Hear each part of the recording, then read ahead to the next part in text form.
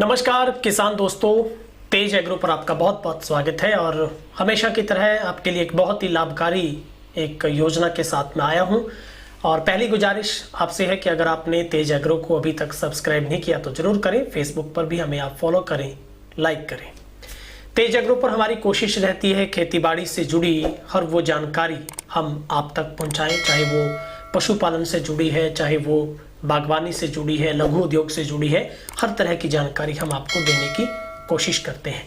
आज हम जिक्र करेंगे थाई एप्पल बेर का। बहुत ही ट्रेंडिंग में ये खेती अब चल रही है और खास करके उन किसानों के लिए जो खेती से मिलने वाले मुनाफे की कमी की वजह से मायूस हैं। उन्हें लगता है कि अब खेती में कुछ नहीं बचा है। आपने बहुत सारी खेती करके देख ली, छोड़ने की फिराक में है, आपको लगता है कि ऐसा मुझे क्या करना चाहिए। तो ऐसे में एक उपाय आपके लिए, एक आइडियाज आपके लिए है कि आपको थाई एप्पल बेर। तो आज हम इस थाई एप्पल बेर में जिक्र करेंगे आप खेती की शुरुआत कैसे कर सकते हैं, क्या इसको लगाने की विधि है, मार्केटिंग कैसे होगी, कितनी कीमत आप इससे प्राप्त कर सकते हैं, आपको कितनी सबसे पहले खर्च करना होगा, क्या क्या बुनियादी जो ज़रूरतें हैं, जो बेसिक इन्फॉर्मेशन है, और इसके साथ कल्टीवेशन का जो तरीका है वो हम आज इसमें साझा करेंगे। तो आप अपनी आय में इजाफा कर सकते हैं। और यदि आप थाई एप्पल बेर के बारे में कुछ सर्च कर रहे हैं तो ये जानकारी निश्चित तौर पर आपके लिए बहुत ही फायदेमंद होने वाली है।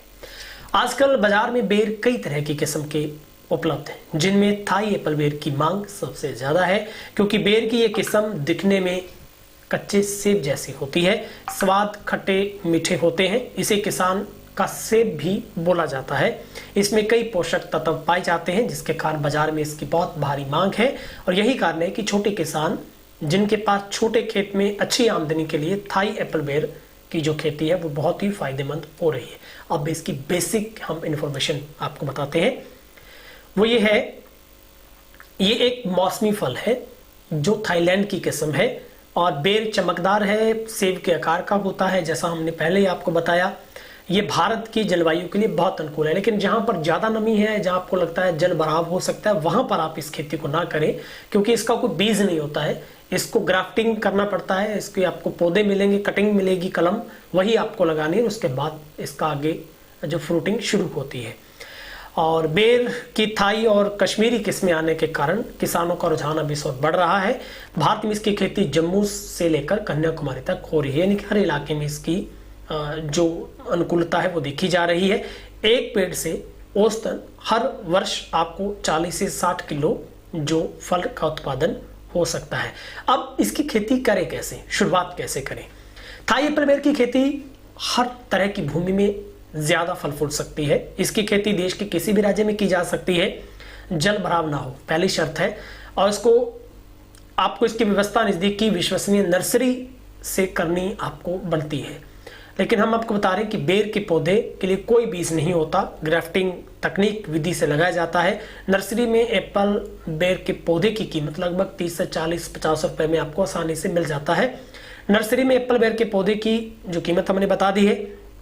अधिक नमी वाले इलाकों में इसकी खेती नहीं करनी चाहिए। ग्राफ्टिंग विधि से तैयार ये एक पेड़ हाइब्रिड प्रजाति के है, जिसका जड़ देशी है मगर हाइब्रिड इसका तना है।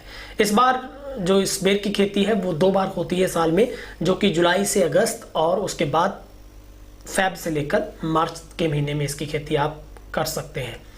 बेर की बागवानी की शुरुआत में लागत अधिक लगती है, मगर बागान लगाने के बाद 1 साल में इसकी लागत कम हो जाती है।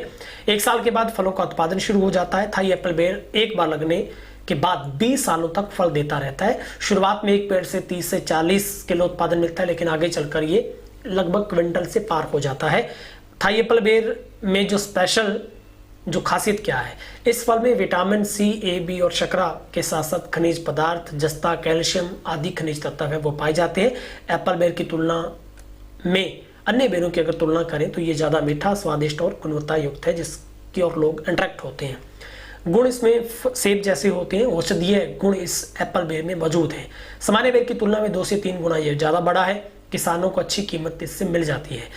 देसी बेरों की तुलना में एप्पल बेर का उत्पादन 2 से 3 गुना ज़्यादा होता है और हाइब्रिड बेरों के पौधों पर 50% सब्सिडी भी आपको सरकार है वो प्रदान करती है। 3 सालों में इसकी जो अलग अलग किस्तों में आपके पैसे आते हैं। अब मैं आपको बताता हूं कि थाई एप्पल अगर आप लगाना चाहते हैं तो इसके लिए क्या पैरामीटर्स हैं, आपको कैसे इसकी खेती की शुरुआत करनी है, कैसे आपको कल्टीवेशन करना है, गड्ढा तैयार कैसे करना है। 5 मीटर की दूरी पर वर्गाकार विधि द्वारा 2 फीट चौड़ा, 2 फीट लंबा और 2 फीट गहरा, यानी कि 2 बाई 2 होता है, गड्ढा आपको गहरा खोद लेना है और 25 दिन के बाद इसमें 20 से 25 किलो अच्छी सड़ी हुई गोबर की जो खाद है वो आधा किलो नीम के पत्तियों और भूमि की ऊपरी मिट्टी को डालकर गड्ढे को भर देना है।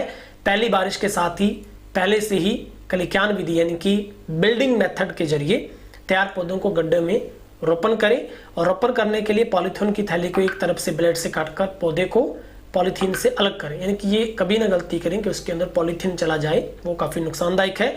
पौधे को मिट्टी के साथ गड्ढों के बीच में लगाकर चारों तरफ की मिट्टी दबाकर आप उसके बाद सिंचाई है वो कर सकते हैं।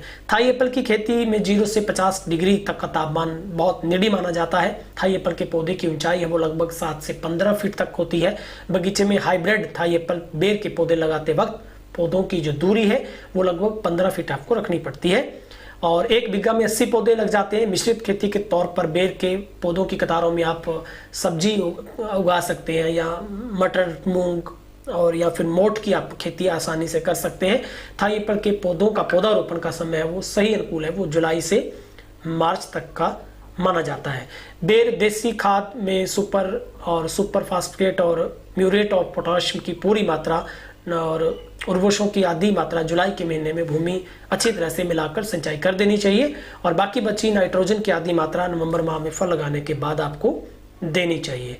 और बाजार में आपको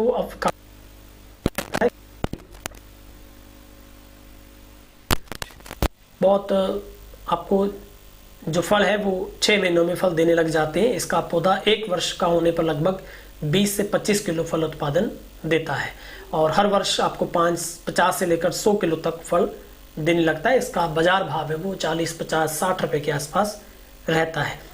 तो आज की जानकारी मैं उम्मीद करता हूँ आपको अच्छी लगी होगी। आप अपने किसी भी नज़दीकी कृषि विभाग कि किसी भी अधिकारी से आप संपर्क स्थापित करके इसकी भरपूर जानकारी ले सकते हैं और वित्तीय सहायता अगर सरकार से चाहते हैं तो आप इसके लिए आवेदन कर सकते हैं। कमेंट सेक्शन में अपनी राय जरूर रखिएगा और अगर आप खेती बाड़ी से संबंधित कोई जानकारी चाहते हैं तो आप मेरे Instagram account journalist Gurinder Pannu पर आप मुझे सुझाव जरूर भेजिएगा। चैनल को सब्सक्राइब करें, फेसबुक पेज पर हमारे पेज को आप फॉलो करें। बहुत बहुत शुक्रिया।